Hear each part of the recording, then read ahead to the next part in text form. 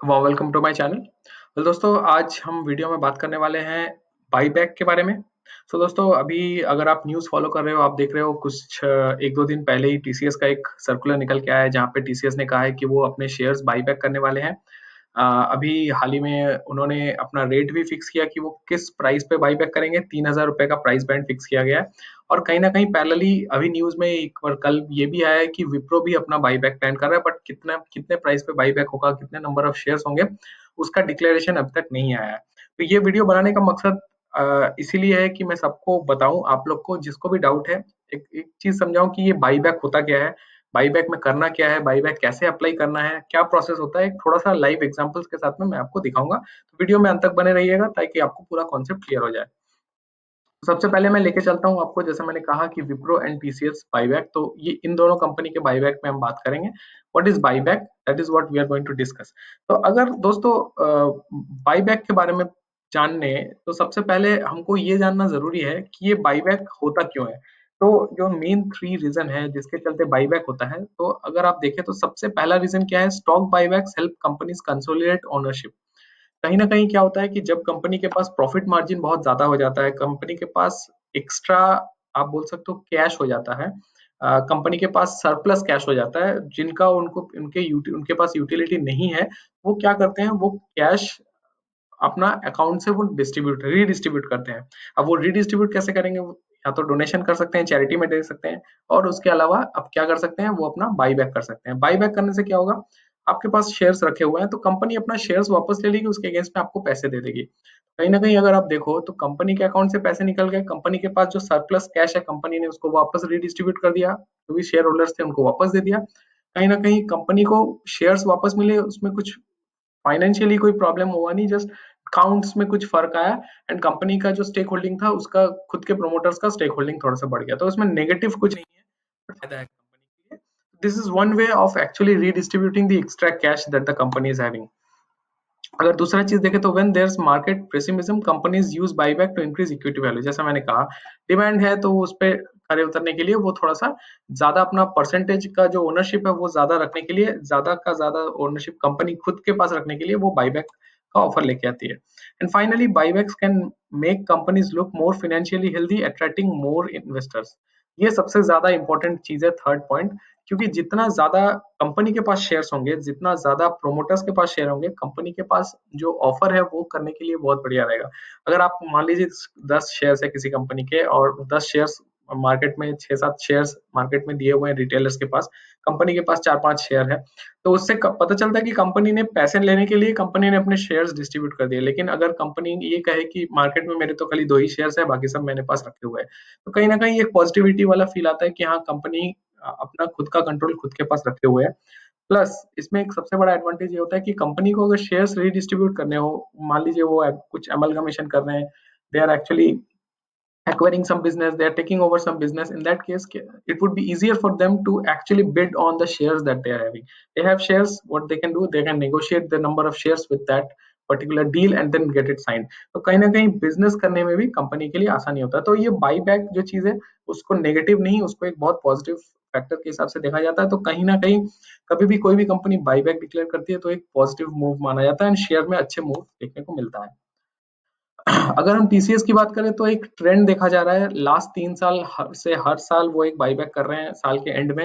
अगर आप देखो 2017 में एक 16,000 करोड़ का उन्होंने बाईबैक किया था, 2018 में भी उन्होंने 16,000 करोड़ का बाईबैक किया है, जो कि 2100 रुपए के प्राइस पे था। एंड फाइनली 2018, आप बोल सकते हो 2000, सॉरी माफ करिएगा, 2018 में उन्होंने बाईबैक किया था 16,000 का, एंड फाइनली 2020 में उन्होंने एक बाईबैक किया। तो बेसिकली एक उनका 17 में हुआ था, एक उनका 18 में हुआ था, अभी 20 में हो रहा है। तो लास्ट 3 साल में कंपनी ने कंटिन्यूअसली बाईबैक्स किए हैं, एंड अमाउंट सेम रखा है, 16,000 करोड़ एवरी टाइम उन्होंने बाईबैक किया, एंड जो प्राइस सेटल हुआ है दैट इज 3,000 पर शेयर। तो अगर आपके पास शेयर्स रखे हुए हैं तो एलिजिबिलिटी आता है। अगर आप बाईबैक के लिए अप्लाई करते हैं, अगर आपका अप्रूवल मिलता है, तो हर एक शेयर आपके अकाउंट से जो डेबिट होंगे उसके अगेंस्ट में आपको 3,000 रुपए मिलेंगे, भले ही उस टाइम मार्केट में कितना भी प्राइस चल रहा हो। बाईबैक में पार्टिसिपेट करना है कि नहीं करना है, this is absolutely your wish. जैसे कि राइट्स इशू में भी है, राइट्स में आप एक्स्ट्रा शेयर्स लेते हैं, उसके अगेंस्ट में कंपनी को पैसे देते हैं। बाईबैक में भी वही है, अगर आप नहीं चाहो आप नहीं बेच सकते हो, आपके पास ही रहेंगे शेयर। तो अभी जो नंबर ऑफ शेयर्स बाईबैक के लिए ऑफर में हुए हैं दैट इज 5.33 करोड़ शेयर्स। तो टीसीएस ने अच्छा खासा बड़ा अमाउंट बाईबैक में रखा है।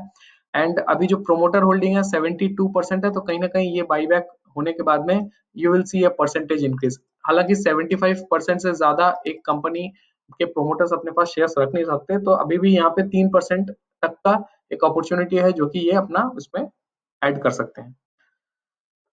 सिमिलरली दोस्तों, अभी विप्रो का जैसा मैंने आपको बताया, टीसीएस ने तो बता दिया कि बाईबैक हो रहा है 5.3 करोड़ का एंड 3100 का प्राइस का बाई 30,000 के प्राइस पे बाईबैक होगा।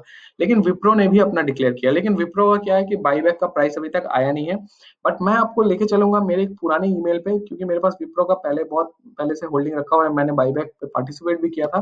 तो अगर आप देखो तो ये एक पुराना ईमेल है। अगर मैं आपको डेट दिखाऊं, तो ये बेसिकली ये तो सर्कुलर है, ये आप देख सकते हो, ये कल का सर्कुलर है। जो कि नोटिफिकेशन में आया है 1 अक्टूबर को ये नोटिफाई किया गया था। एंड ये जो डेट है वो उन्होंने बताया है 13 अक्टूबर। तो 13 अक्टूबर से पहले विप्रो का जो बाईबैक का डिटेल्स है वो आ जाएगा, कितने शेयर्स बाईबैक होंगे, कितने परसेंटेज बाईबैक होंगे, कितने रेशियो में होंगे, किस प्राइस में, पूरा इन्फॉर्मेशन आपको मिल जाएगा। लेकिन अगर मैं आपको एक एग्जांपल दिखाऊं, आप देख सकते हो ये जो एग्जांपल मैं आपको दिखा रहा हूँ, ये बेसिकली 2016 का एग्जांपल है। ये मेरा खुद का ईमेल है, मैं आपको दिखा रहा हूँ। 2016 में भी विप्रो ने एक बार बाईबैक का ऑफर दिया था एंड दैट टाइम उन्होंने बाईबैक के लिए इतना ऑफर दिया था, आप देख सकते हो, ये आपका हो गया लाख करोड़ 40 करोड़। तो 40 करोड़ शेयर्स उन्होंने बाईबैक किए थे, face value of 2 and price 625। तो 625 रुपए के हिसाब से उन्होंने एक बाईबैक का डील लगाया था।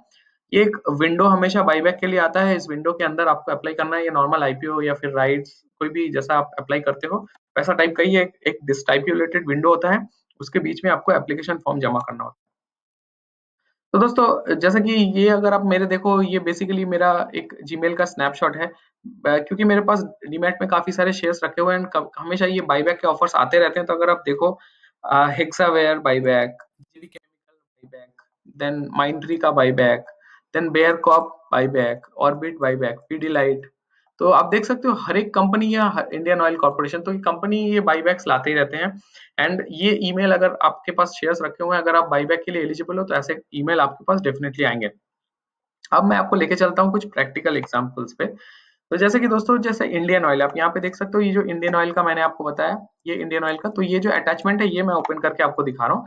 तो इंडियन ऑयल में जो बाईबैक है, वो बाईबैक के लिए क्या ऑफर था, आप देखिए, number of shares record on record date. तो ये 50 शेयर्स मेरे अकाउंट में, मेरे डीपी में रखे हुए थे। लेकिन जो इंडियन ऑयल कॉर्पोरेशन है वो मुझे ऑफर कर रही थी बाईबैक, वो मुझे ऑफर कर रही थी कितने पे, वो 18 क्वांटिटी ऑफर कर रही थी एट द रेट ऑफ 149, जो कि बाईबैक का प्राइस है। तो दोस्तों, बाईबैक हो रहा है, इसका मतलब ये नहीं है कि जितने भी आपके शेयर्स रखे हुए हैं आप हाई प्राइस पे बेच सको।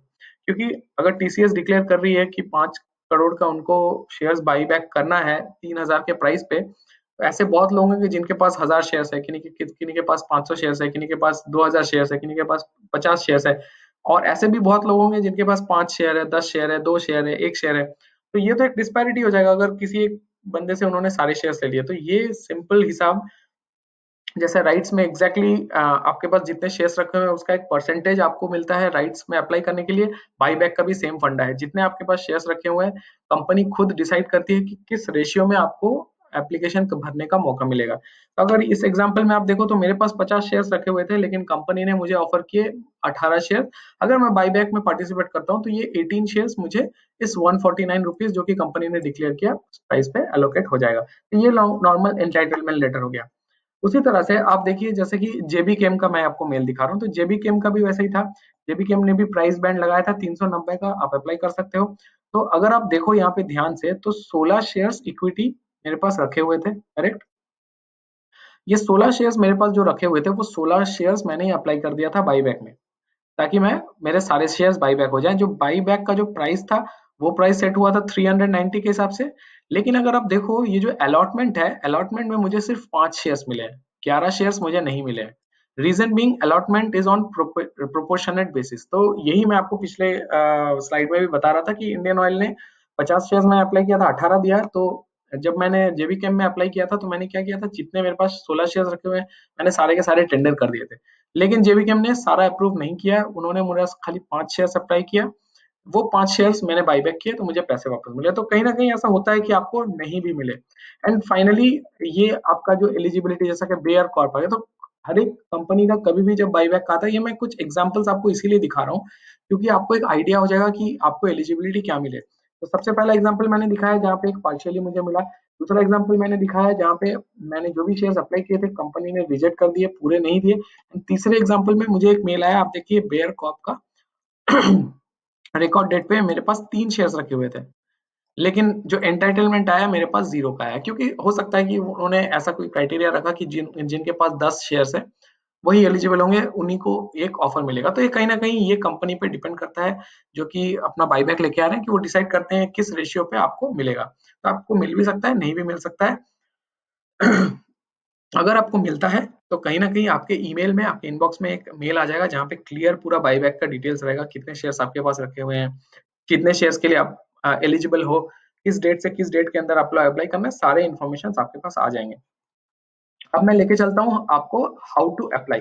अब हाउ टू अप्लाई का मतलब ये है कि कैसे आप शेयर्स अप्लाई करोगे, करेक्ट।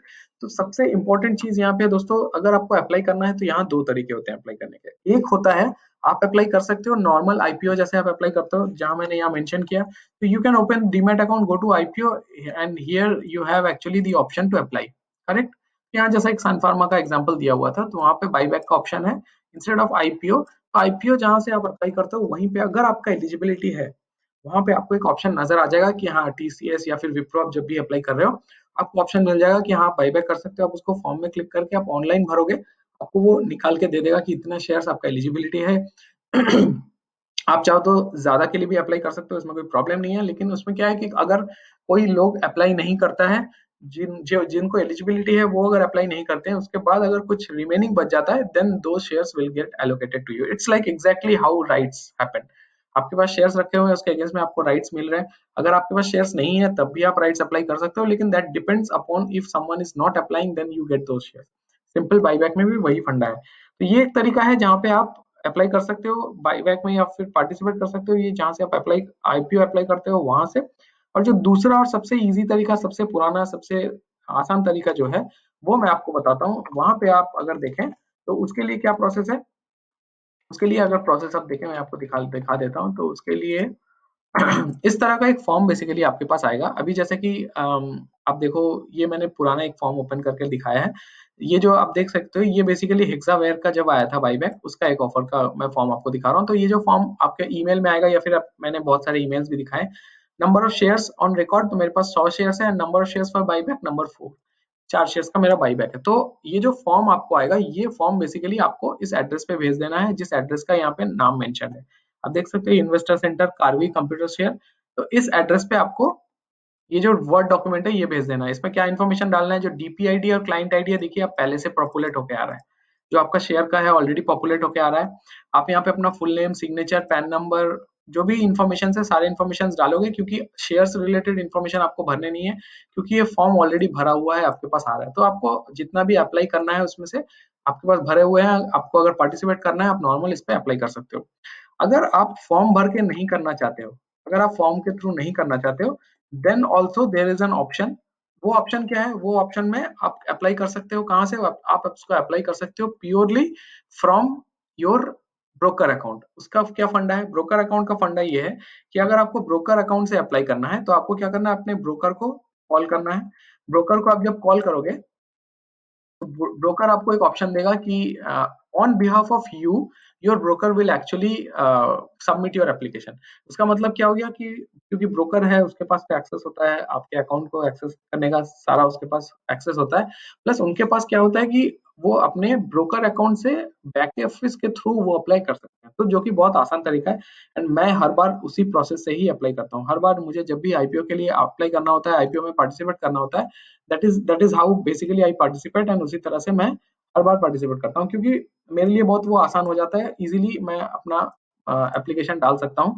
एंड उसके अलावा जो दूसरा इम्पोर्टेंट यहाँ पे मैं आपको बताना चाह रहा था, जिसके चलते मैंने अभी ये वीडियो भी बनाया है।